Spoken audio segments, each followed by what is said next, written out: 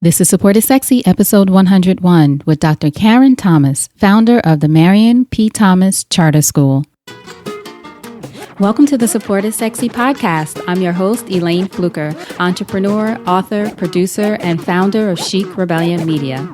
5 days a week, Monday through Friday, I talk to women entrepreneurs who share their journeys and the true stories of their wins and their lessons, and give you insight and inspiration to take your business and your life to the next level. Here we go.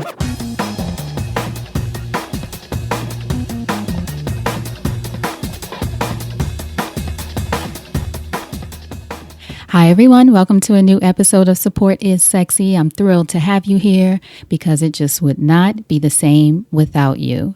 So our guest today is Dr. Karen Thomas, and Dr. Thomas and I go way, way back to my Essence days back in the 90s.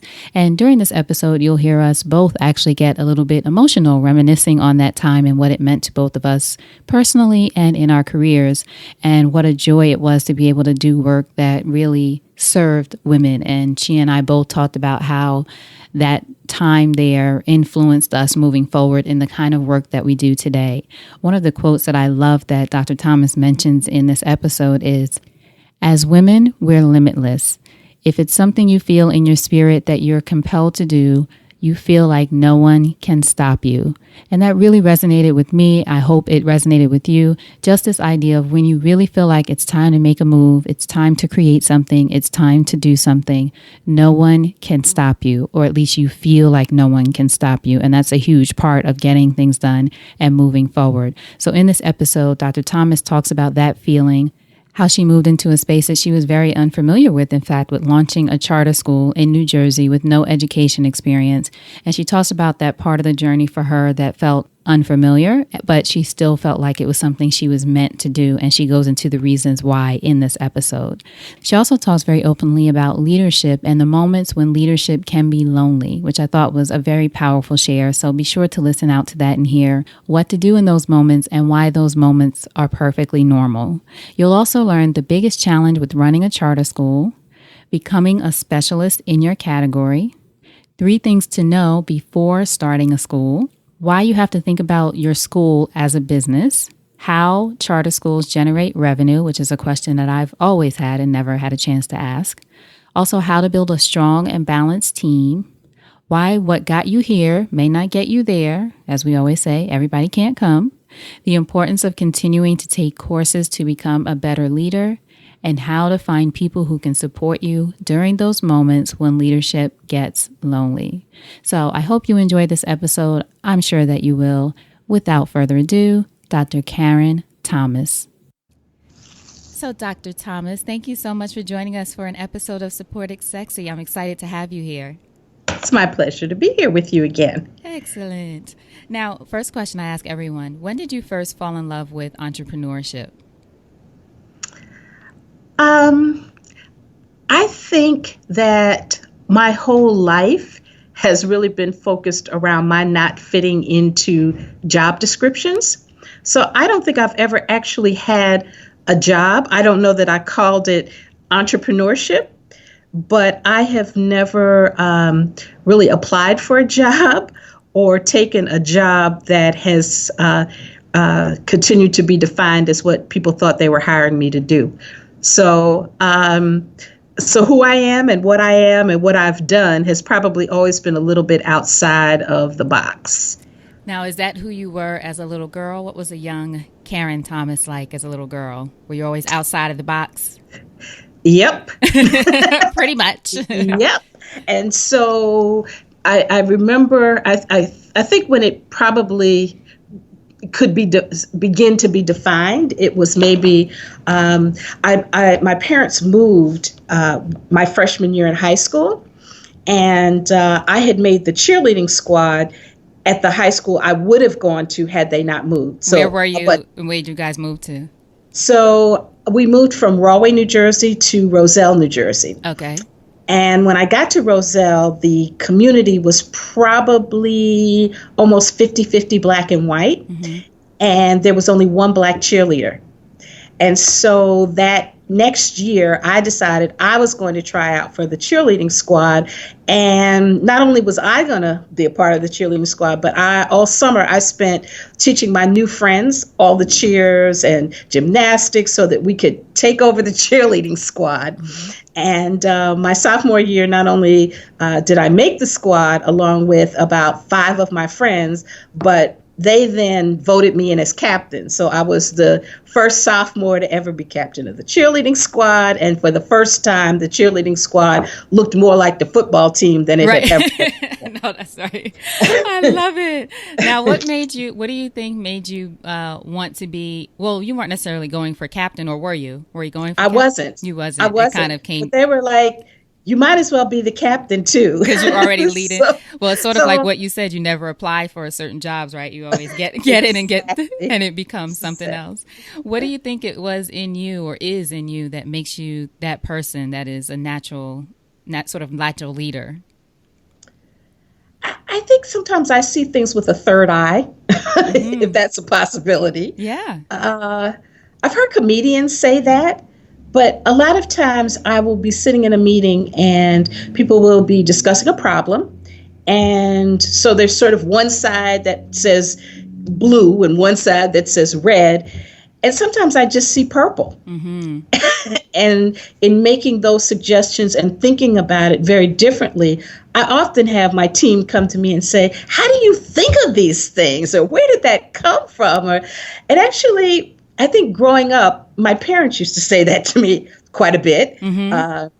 And sometimes it was in a positive sense. Sometimes it was that'll probably be a great thing when you're no longer living in our house. Right, but, you know, as a 12-year-old, like, no. Mm-hmm. So I think sometimes you just see things differently. I don't know how to explain it other than a third eye. I love that explanation. I might try to steal that. Or practice that at least, cultivate that in myself. What would you say were some of your greatest influences growing up? So certainly my parents, even though my mom was a child rearing mom, but I think to my great grandmother, who at the time I didn't really know this about her. She passed away when I was probably about 7 or 8 years old, but she lived with us in the house. So I had all that wisdom being poured in as a very, very young child. But in a later family reunion trip to South Carolina, where she and my great-grandfather were from, I actually found out that she started a school for colored children in Trenton, South Carolina. Back in 1891, at a time when it was illegal for her to even know how to read. Wow. So when I think about what I'm doing now and what she did in 1891, when it was illegal to educate, right? Yeah, and certainly to educate, Negro or colored children, as they were called then. I can't imagine the courage and faith it took to do that. But I think that sort of pushed me to really know that I not only could do this, but I had to do this. Interesting. That's powerful. That's a powerful thing to carry along with you all of these years. And I would imagine, especially when you were first starting.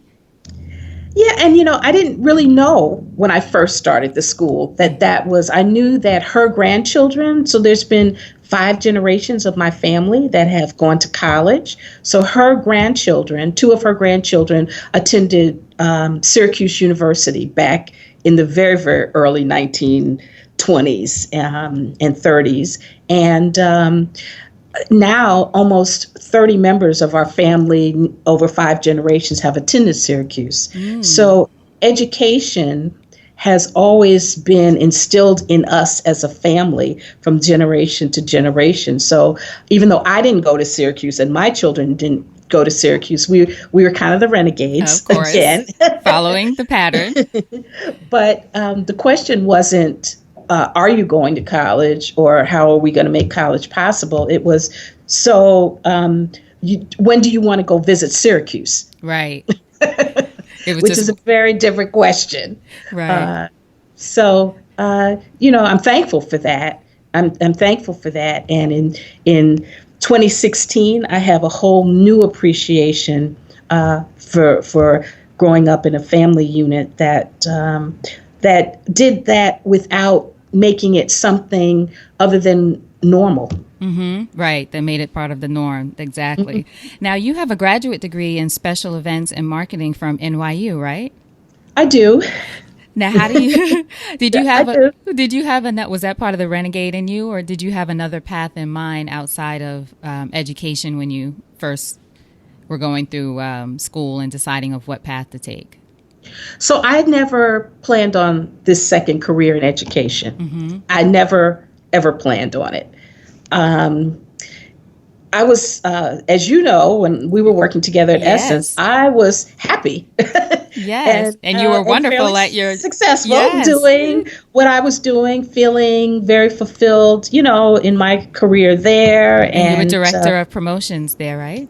At that time? director of marketing. Director of marketing at Essence, right? So I was doing what I loved with people I really respected and enjoyed working with, for people I loved. Yes. So it was like the perfect job. I never thought it could get any better. Those were good times. Indeed, for so many reasons. And then there came that point where there was where my pastor, one of the men in my life at that time that you just can't say no to, said, listen, we have hundreds of young people here in the Newark community who are a part of this church. And I feel like the next step in our outreach ministry really needs to be focused on young people.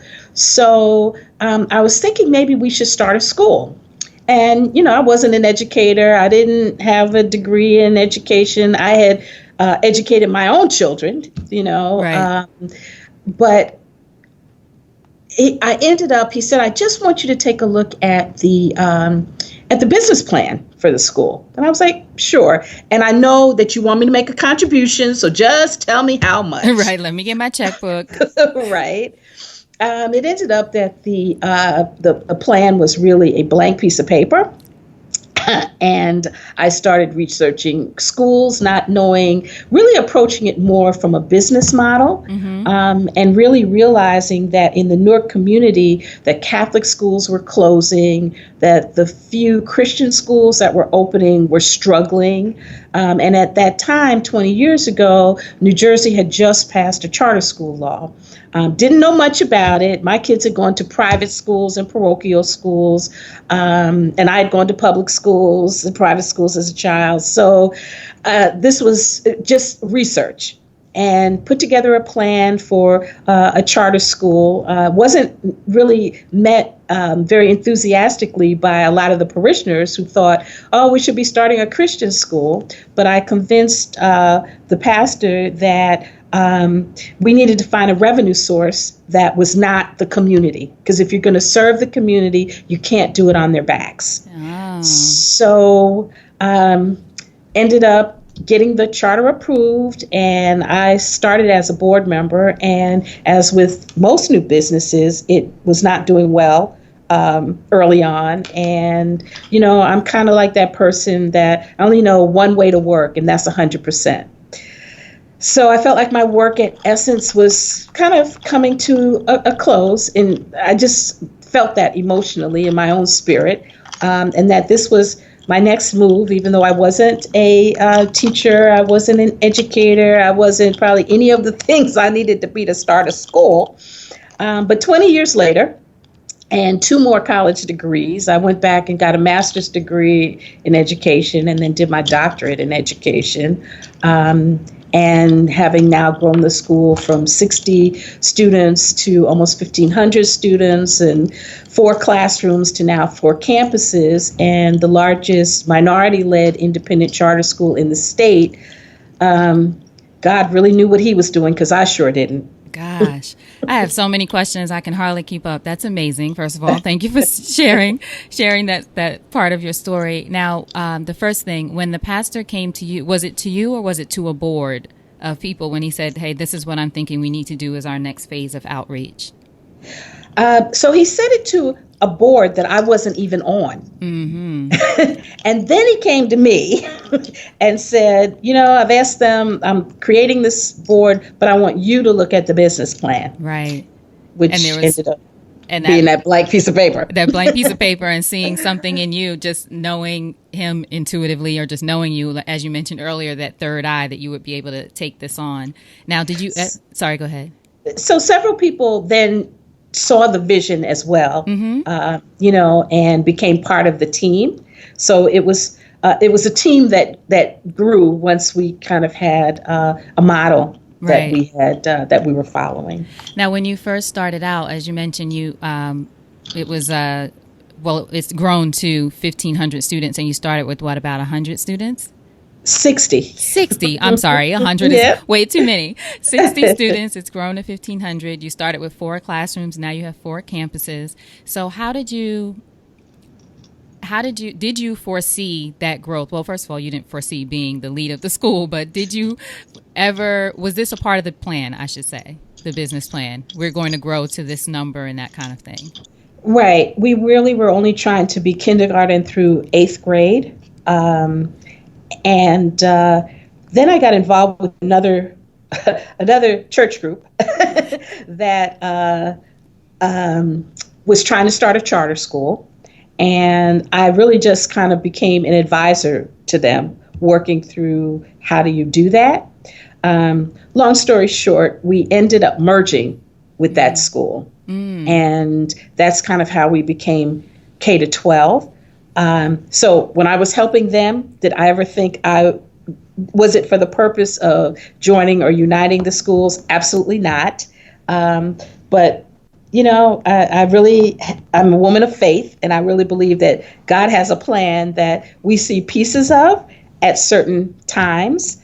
And in the end, when it comes together, you just have to go, look at God. Look at God. That's right. Look at God. Do you think is it your faith in those moments when you don't kind of know, well, why is this an option for me right now? Or why is this even on the table? And I ask because I know a lot of us go through periods as entrepreneurs, as women in general, where things come along and you're kind of question the opportunity or whatever's in front of you. Say, for example, if the pastor gives you a blank piece of paper, so to speak, and says, hey, I want to create a school, and you're thinking, I don't have a background in education. There's all kinds of reasons not to do that thing. Do you feel like your faith or who you are as a person has really been a thing that's driven you forward and helped you have success? Absolutely. Absolutely. Faith in the unseen, and walking by faith and certainly not by sight. There's so many instances in my life, in my career, personally and professionally, that I would have to say, boy, I never saw that coming. and here it is, and it's wonderful. There are also times when I take pause and I'm like, am I really? Right. Am I really supposed to be doing this? I think the decision to leave Essence Magazine happened at a time, and to move into creating this school and then being a part of the school on a day-to-day basis happened at a time when my son was getting ready to go to college. And my daughter was saying, and I'm trying to go in 2 years. So do you really think leaving your good job to almost volunteer is a good thing for us right now? So I think if I had really looked at that in dollars and cents, in terms of what was going on in the other part of my life, I would have said, boy, you are crazy. And some of my friends did say, number one, you're leaving like the job any and everybody would ever want to have, number one. And number two, are you crazy to be taking more than a 50 or 60% cut in salary at a time when you get ready to put 2 kids through college by yourself? But everybody went to college. It all worked out. Everything. So it serves to increase my faith. And I think sometimes as women, I've been in several all women environments. My college experience was in an all women's school. I think as women, sometimes we just don't know the limits, or we are the limits that we're just limitless sometimes, where we feel like if it's something that you feel in your spirit and you feel compelled to do, you really feel like nobody can stop you. Amen. Amen to that. Now, another thing that you mentioned when you were telling us your story is that there was a point when the school was in the beginning, as businesses, all businesses sort of struggle, most businesses, I should say, struggle in the beginning, and there was that need for you to step in and take it over. What would you say, or take the lead, I should say, what would you say was the greatest challenge facing the school at that time, and what made you say, okay, I have to step in here and move it in another direction? So one of the biggest challenges to charter schools is facilities, because you don't, in New Jersey, you don't get any funding for facilities. And because usually the building that you need to grow into, you can't afford because you don't have enough revenue. But if you go somewhere that only accommodates you for today, then you're doing that again in 2 years as you start to grow. So that was a huge challenge for the organization then, because in the first year, or the second year, we actually doubled the size. And so we went from 60 kids to 120 kids, which meant I needed like double the size. And we didn't have double the money at that time. So that was a major challenge. And then, there's enough money, and then there's the money that you need to grow. Right. So there's the day-to-day money. There's also the challenge of really knowing, I wasn't an educator, so hiring teachers, hiring a principal, hiring staff was something that I did based on my experience of hiring people in a magazine, not really knowing what does a good teacher look like, what are really the quality standards around curriculum, and not having that network and universe of people who were really educators, which is one of the reasons I decided to go back and get my another master's degree in education, because I wanted to begin to build that network of educators, to see what they look like, to hear what they sound like, to understand the jargon of education. And then we were in Newark at a time and in a community that was really going through a lot. We were, the facility that we were in was in probably one of the roughest sections of the South Ward in Newark. And we actually were right in back of what then was a homeless shelter and hotel. It was formerly the Father Divine facility. But so we got a lot of kids who disappeared because they were homeless. So they were there one day, gone the next week. Wow. And just literally disappeared. And right across the street from us was the headquarters for one of the biggest gang operations in Newark. So this was back in the day where there were the telephones that you put the money in. The payphones, right? I can't even remember what they called. So people would come back and forth, like really kind of like making a call to order their drugs while we were trying to have classes upstairs. So finally, we had several kids who started to come to the school who were the younger brothers and sisters of these OGs. Right. And one day I said, listen, I need your brother to come over here and meet with me. And we sat down and we talked, and I said, listen, I just need 8 to 4. If you can just control, leaving us alone from 8 to 4, we will get everybody out of here, and I don't want to know anything. And because we had the brothers and sisters in the school, they were cooperative because they wanted their little brothers and sisters safe. Right, right. So never did I ever think I'd be trying to negotiate that kind of deal. That's amazing. It's amazing and it's powerful and it's just an example, a shining example of when you go into a community, a certain community, instead of trying to ignore what's going on around you, which would have been impossible to ignore, right?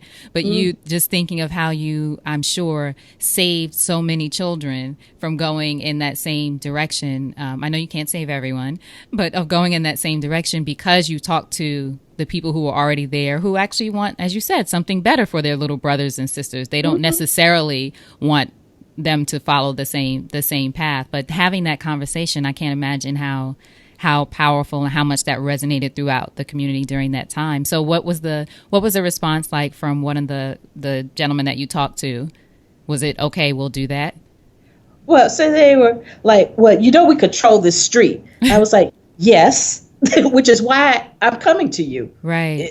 Because I do know that. And I said, listen, we're really trying to buy a building somewhere else. But for right now, this is where we are. And, while I don't agree with what you're doing, I need to figure out a way that we can peacefully coexist for the 120 kids that I'm responsible for every day, some of whom are your little brothers and sisters. Mm-hmm. And so, he never said, okay. He just said, you are a crazy lady. Right. There's that renegade again.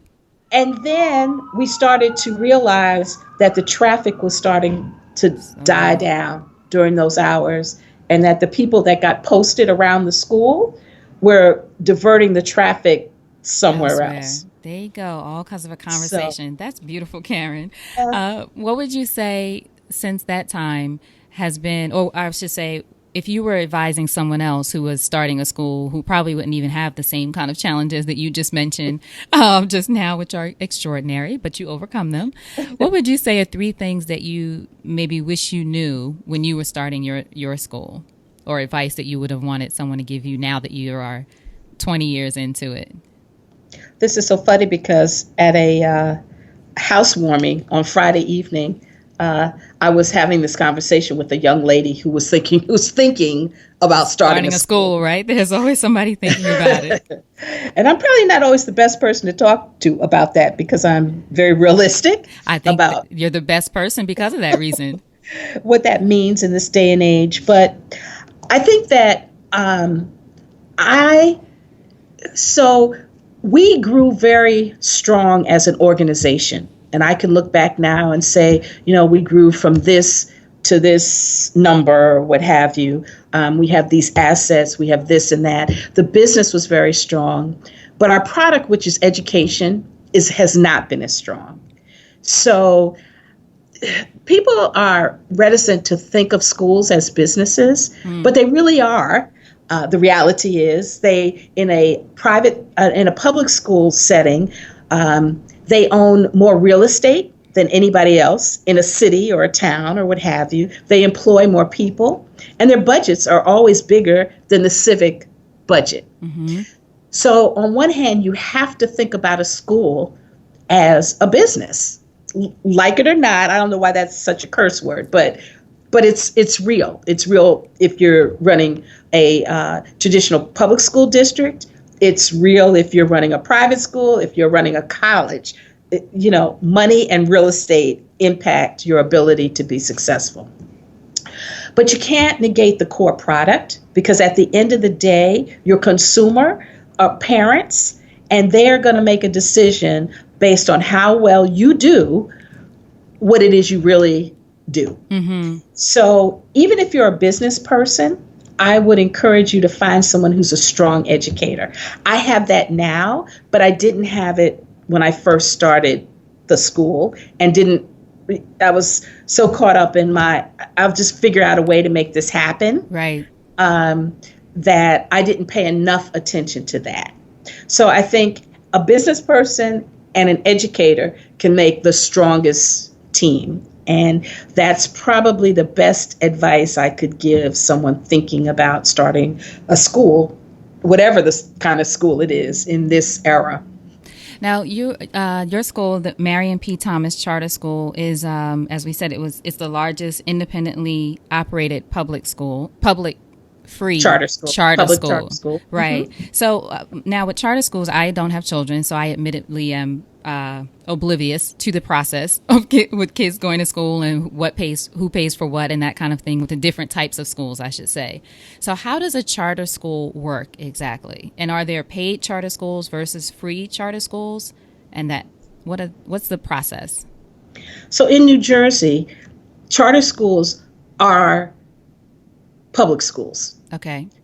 And we are absolutely forbidden from charging any type of tuition or passing along any costs to our students. So kids come to school free. And you have uniforms, so uniforms are provided also? No, so they have to buy, the uniforms are our choice as an organization. Got it. And that's parents' responsibility. Okay. To purchase the uniforms, and you must have a uniform.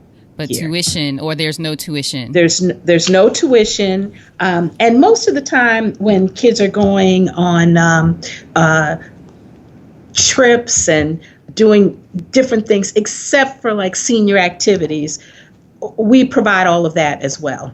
So if we're taking the kids to a Broadway play with our performing arts program, we pay for that. If they're going to the zoo as part of a science, we pay for that. And all of our after-school programs and so forth are paid for by the school. Our music program, we rent the instruments for the students. We're almost one-to-one Chromebooks in most of our campuses for our students. In terms of technology, we purchase all of that. Okay. So charter schools are primarily funded on a per pupil basis by the state. Okay. By the state of New Jersey. And so we get an allocated amount that's about 80% of what our traditional traditional public schools in the city of Newark get to educate the brother or sister of our children. Now, so I asked that. Thank you for explaining that to me. So the question then for me is how you mentioned earlier the thinking about it as a business. So is there a way otherwise to generate revenue, or is it just what you get from the state for that funds the school? And there's a 20% difference, it sounds like, between what you get and public schools get. So how do we make up that difference? So there's a couple of things. We get no facilities funding. So we've had to do, I've learned a lot about tax exempt deals. Our high school is our newest facility, and it's about a 75,000 square foot facility for 600 kids, and it's a performing and culinary arts school. And that's in Newark also? It is. And so we received some qualified school construction bond funding that we were able to leverage against the cost of the facility. And so Goldman Sachs and Prudential came together as lenders to be a part of that bond deal that provides some subsidy so that it greatly reduces our mortgage. So I've had to learn about high finance and how do you leverage deals and what's out there. Right. So that has really, that's been something I've never thought I'd ever need to know or know, but I know more about that now than really power standards in ELA almost. Right. So on the facilities side, I've learned that. And then we do some fundraising. We receive some grants. But quite honestly, nobody is giving millions of dollars anymore. Gates isn't doing it for the most part, not to individual schools, right? So you reach at some point an economy of scale where you figure out what's the balance of the number of students versus the costs to really operate. And it's really been through analyzing 20 years of doing this that we really kind of know what that is. Wow. And what would you say you have learned about team building? Because as you mentioned, you have 4 campuses now, principals at each campus, I would imagine, for each school. And I know you said you one of the things you learned early on was this need to bring in someone who has an education background. But since you're running the business part of the school, do you have someone who focuses on the principals, the teachers, and that kind of thing? Or how do you build your team?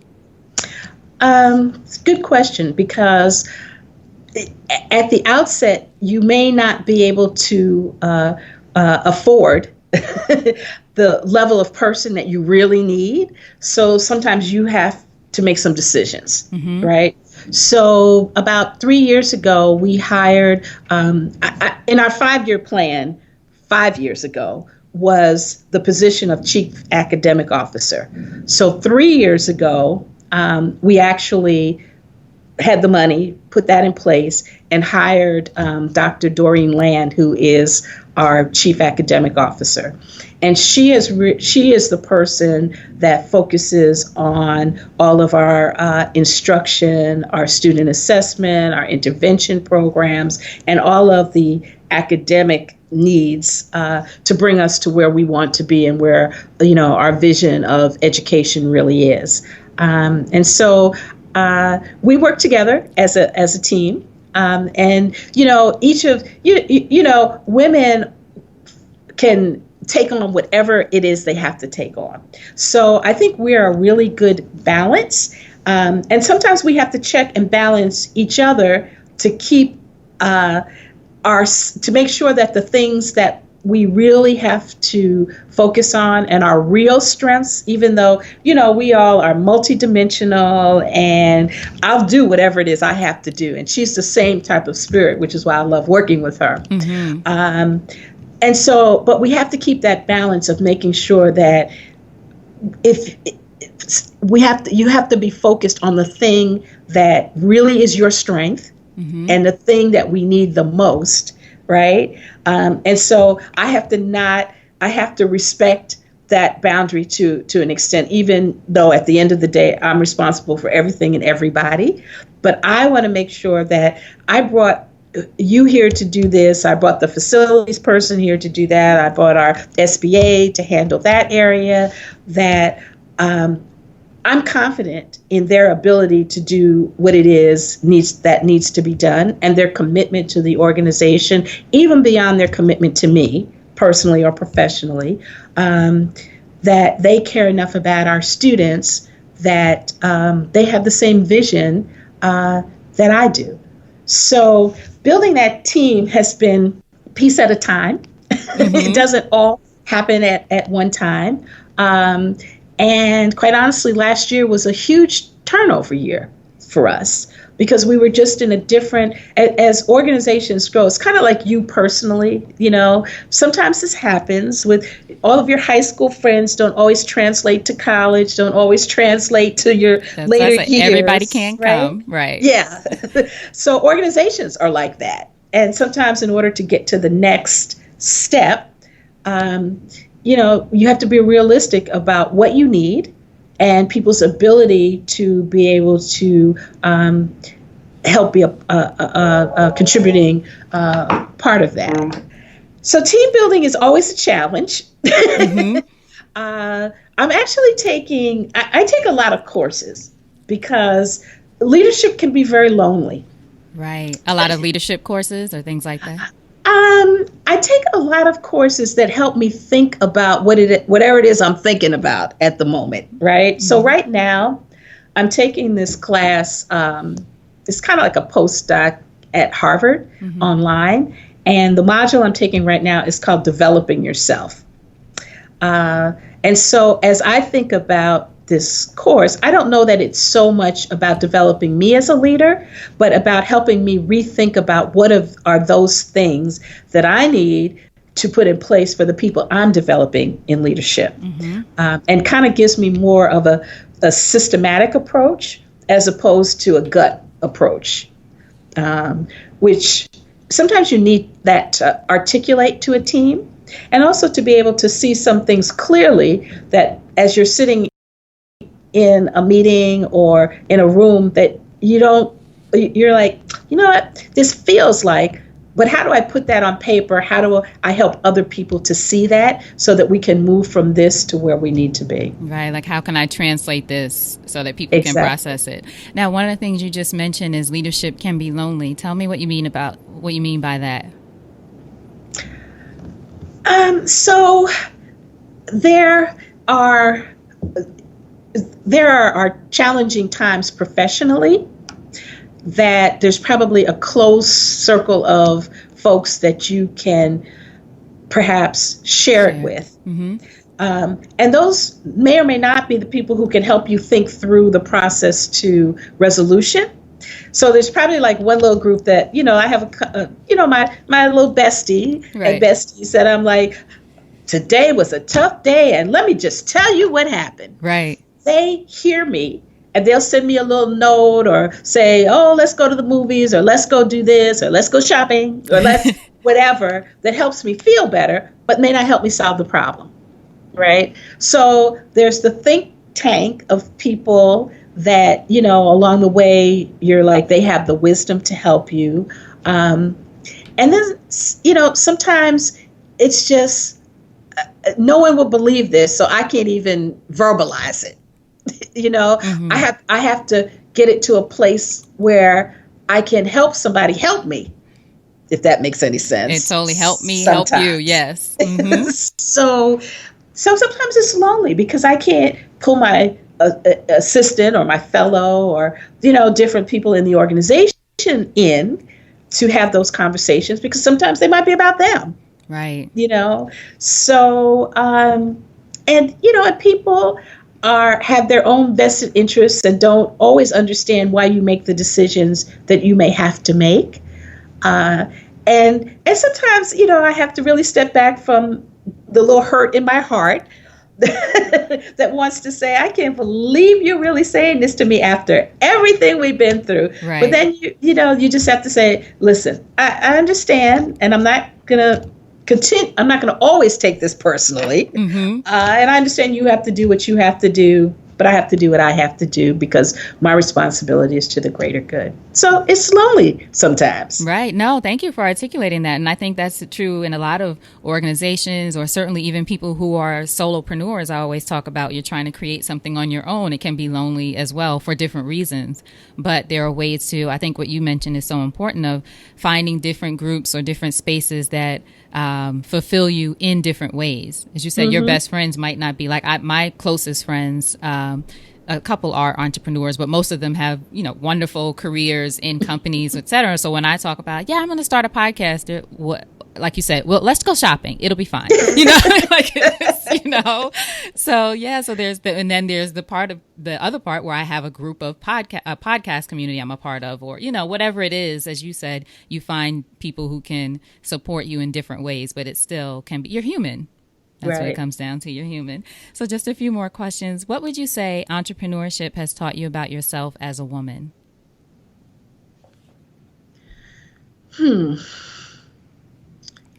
So I've had two really life-changing women experiences or two women chapters in my life. I think the first was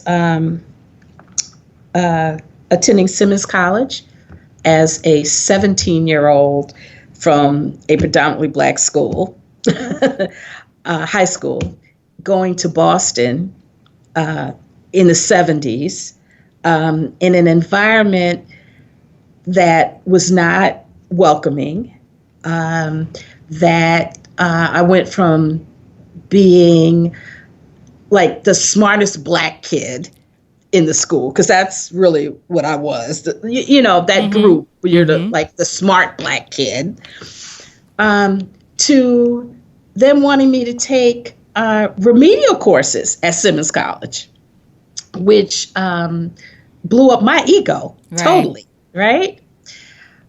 But I was in Boston at Simmons at a time when there were more Black students, probably in college, period, but certainly in Boston, than ever before and probably ever since.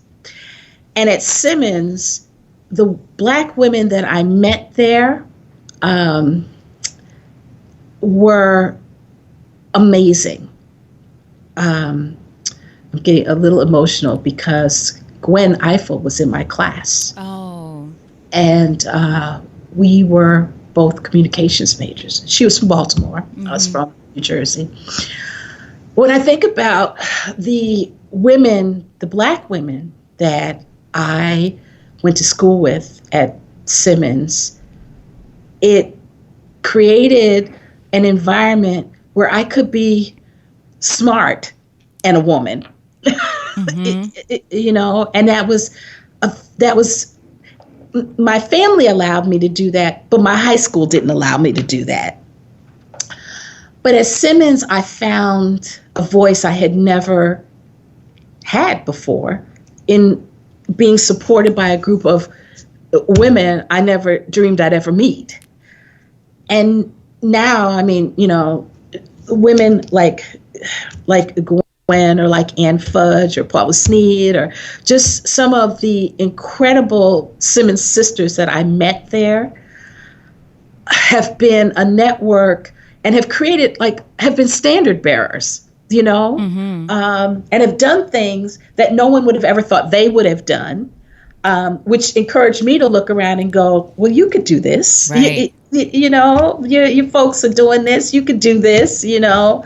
And then moving from Simmons to Essence Magazine, being in a professional setting now with the same kind of sisters, you know, working with Susan Taylor, working with you, working, you know, going into an environment every single day that affirmed us, that said we are the best of the best, but yet we have a responsibility to help other people. We just not going to sit over here, you know, in our little professional uniforms and nice offices, but we're going to take that and what that allows us and gives us as privilege and now do something positive with it.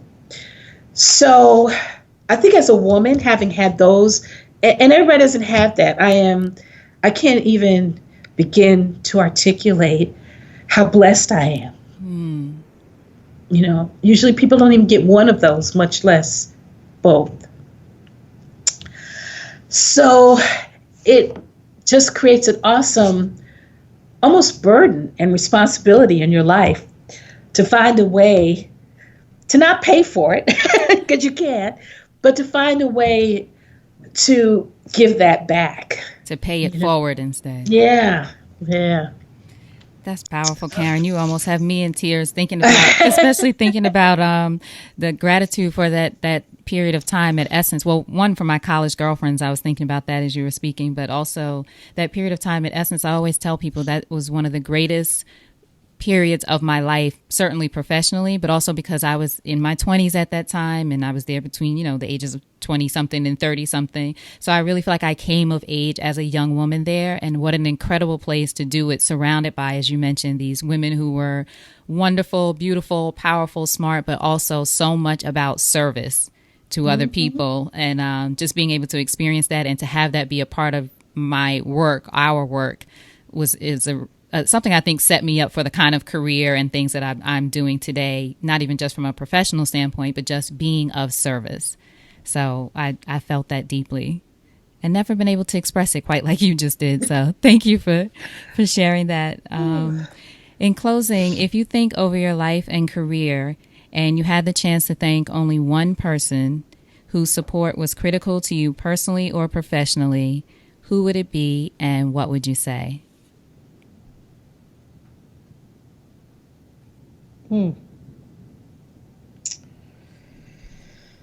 Oh boy, one person. I know it's a tough one. You know, I think I would probably have to say to Reverend Dr. Charles E. Thomas, who was my pastor for many years, who's now gone on for his reward. But the Marion P. Thomas Charter School, you know, people say, oh, that's your legacy, Karen. But it's really his legacy. Because had it not been for him, there would have been no seed planted. There would have been no devotion and commitment to having the faith that this could and would happen, that it would be what it is now, that it would grow from where it started to where it is now, to whatever it shall become. But Reverend Thomas was a dreamer, an inspirer,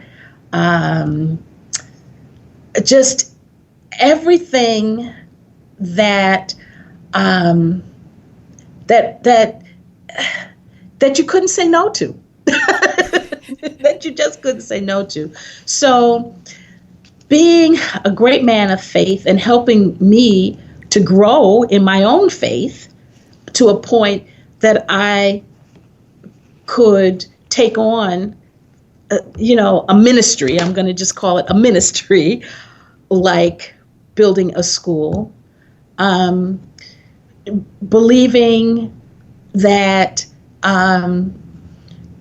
that it's important to just be a good person and to help other people, and what a blessing that comes back to you as. All of those things in my life were really wrapped up in him. I knew them before, but I believed them after I met him, and I experienced them after I met him.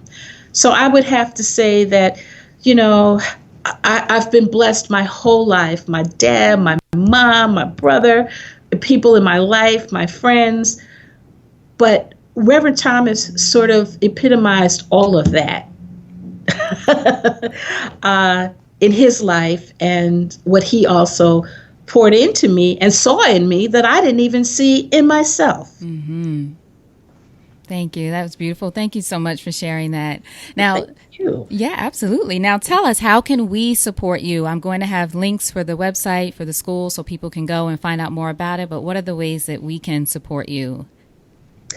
Well, money is never the answer, but it always helps. Mm-hmm. So you can certainly make donations. But I think in this age and in this era and after this election, as people are talking about abolishing departments of education and focuses on education, I think people have to stay awake as it regards education and our children, because there is no future without education for our children. Other people may be able to do some other things, but every single day I have conversations with kids about how your chances of being a professional athlete are smaller than that ant that you can't even see crawling across the floor. Mm-hmm.